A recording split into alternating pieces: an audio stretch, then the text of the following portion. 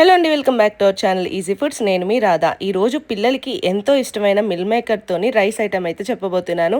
ఈ రైస్ని లంచ్ బాక్స్లోకి పెట్టారనుకోండి, పిల్లలు ఆవురావురమంటూ తింటారు, అంత బాగుంటుంది. దీనికోసం ముందుగా మిల్ మేకర్ని 2-3 సార్లు కడుక్కొని ఇందులోకి గోరువెచ్చని నీళ్ళు కాదండి, బాగా మరుగుతున్న నీళ్ళని పోసి ఒక 10 నిమిషాల వరకు పక్కనుంచండి. దానివల్ల అవి బాగా ఉబ్బి స్మూత్గా అవుతాయి. తర్వాత స్టవ్ వెలిగించుకొని ఒక కడాయిని ప్లేస్ చేసుకొని, కడాయి కాస్త హీట్ ఎక్కిన తర్వాత ఒక 3 టేబుల్ స్పూన్ వరకు ఆయిల్ని అయితే వేసుకోండి. గీ కూడా వేసుకోవచ్చు, నెయ్యి కూడా. నేను ఇక్కడ ఆయిల్ వేస్తున్నాను. తర్వాత ఒక స్పూన్ వరకు మినప్పప్పు, ఒక స్పూన్ శనగపప్పు, ఒక స్పూన్ జీలకర్ర, 1/2 టీ స్పూన్ ఆవాలను వేసి బాగా దోరగా వేపుకోవాలి. ఇవి కాస్త దోరగా వేగిన తర్వాత చిటికెడు ఇంగువాని అలాగే గుప్పెడు కరివేపాకును కూడా వేసి ఒకసారి వేపుకున్న తర్వాత ఇందులోకి మనం తరిగి పెట్టుకున్న పచ్చిమిరపకాయ ముక్కల్ని అలాగే పెద్ద ఉల్లిపాయ తరుగును కూడా వేసి బాగా వేపుకోవాలి. ఉల్లిపాయ ముక్కలు 2 నిమిషాలు వేగిన తర్వాత ఇందులోకి మనం తరిగి పెట్టుకున్న 2 టమాటా ముక్కల్ని కూడా వేసుకోవాలి. నేను పెద్ద సైజ్ టమాటాలను తీసుకున్నాను.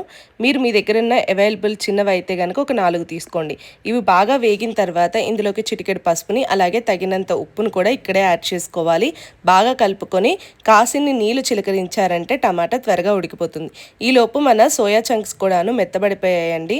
టమాటా చూసారు కదా, దగ్గర పడిపోయింది. ఈ విధంగా దగ్గర పడిపోయిన టమాటాలోని ఈ సోయా చంక్స్ని కూడా వేసేసి అదే మన మిల్ మేకర్ని వేసేసి బాగా కలుపుకోవాలండి. ఇది బాగా కలుపుకొని 1 నిమిషం మగ్గనిచ్చిన తర్వాత ఇందులోకి 1 టీ స్పూన్ వరకు కారాన్ని అలాగే కాస్త మిరియాల పొడిని కూడా వేసుకొని ఒకసారి కలుపుకొని ఒక 2 నిమిషాలు అలా వేగనిచ్చారు అని అంటే ఇలా ఉడికిస్తే మిల్ మేకర్లోకి ఉప్పు కారం మసాలాలు బాగా పడతాయి. తర్వాత ఇక్కడ రైస్ అయితే నేను వండి పెట్టుకున్నాను కదండి ఆల్రెడీ, ఆ రైస్ని వేసేసి బాగా కలిపేసుకోవడమే. తెల్లన్నం ఎక్కడా లేకుండా బాగా కలిపేసుకున్న తర్వాత కాస్త నిమ్మకాయ రసాన్ని కొత్తిమీరని గార్నిష్ చేసుకుంటే మన రెసిపీ అయితే రెడీ అయిపోతుంది. లంచ్ బాక్స్కి అదిరిపోతుంది.